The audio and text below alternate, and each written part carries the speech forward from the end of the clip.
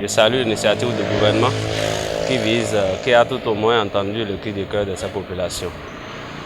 C'est une belle initiative, mais ça aurait été mieux si on pouvait associer les acteurs. Parce qu'au moment de la hausse des prix, il y a eu beaucoup de produits que les revendeurs, les acheteurs ont déjà en stock, qu'ils avaient acheté à un prix vraiment élevé et que le gouvernement a rabaissé le prix alors que les produits sont encore en stock. Comment est-ce qu'il faut gérer cette situation? Il fallait tout au moins associer les acteurs, discuter avec eux pour voir s'il faut accorder un délai de grâce ou un délai moratoire afin que les gens puissent couler quand même les produits qu'ils ont déjà achetés cher avant de se conformer à la nouvelle mesure prise par le gouvernement. La décision du gouvernement n'a pas encore pris effet parce que si les gens vendent à l'instant T au prix du gouvernement, ils vont s'en sortir avec des pertes.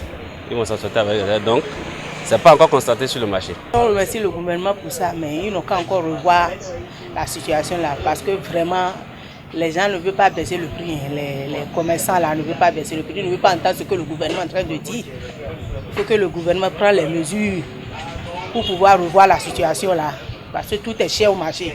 Rien n'a diminué. Au contraire, ça augmente encore. Je ne sais pas si c'est un défi. Donc le gouvernement doit revoir la situation. C'est une décision salutaire. Mais grande est notre surprise. Quand la décision a été prise, moi je suis rendu au marché et le bidon d'huile qu'on avait l'habitude de payer à 27 000, le lendemain de la décision, je suis allé sur le marché, on me dit que c'est revenu à 30. Et j'ai dit, mais pourtant le gouvernement nous a dit que le prix a diminué. Et a profité en même temps pour demander le prix du riz. Le riz qu'on achetait à 22 500, subitement c'est allé à 26 000. Donc là, je n'ai plus rien compris du tout. Mais en réalité, sur le terrain, on ne voit pas d'abord l'influence des baisses des prix. En attendant, non d'abord. Le prix du maïs d'abord, par exemple, n'a pas encore chuté. La bassine est toujours à 6 500 là. Mais aujourd'hui, quand vous allez au marché, les bonnes dames vous disent moi-même j'ai acheté ça à tel prix, donc je ne peux pas vendre ça à tel prix maintenant.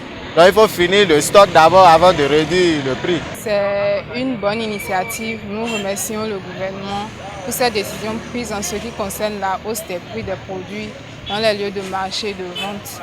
Mais il est dommage de constater que ce n'est pas la réalité et que les prix demeurent toujours les mêmes et que chaque jour que Dieu fait, on constate encore une hausse des prix.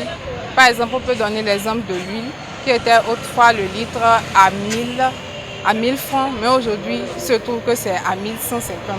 Donc, ce n'est pas encore une décision totalement respectée. Donc, nous prions le gouvernement de remédier à cela et de trouver des solutions, de mettre en application des lois qui puissent permettre à la population de pouvoir se nourrir, parce que la réalité d'aujourd'hui, vraiment, elle n'est pas facile. Les gens ont faim, on a tous faim, mais chaque jour que Dieu fait, on constate une hausse des prix. Donc, c'est une décision à revoir. J'espère bien que cette initiative est une bonne initiative parce que aujourd'hui, depuis quelques jours, depuis quelques mois, nous avons constaté que les prix des produits vivriers surtout ont pris le prix.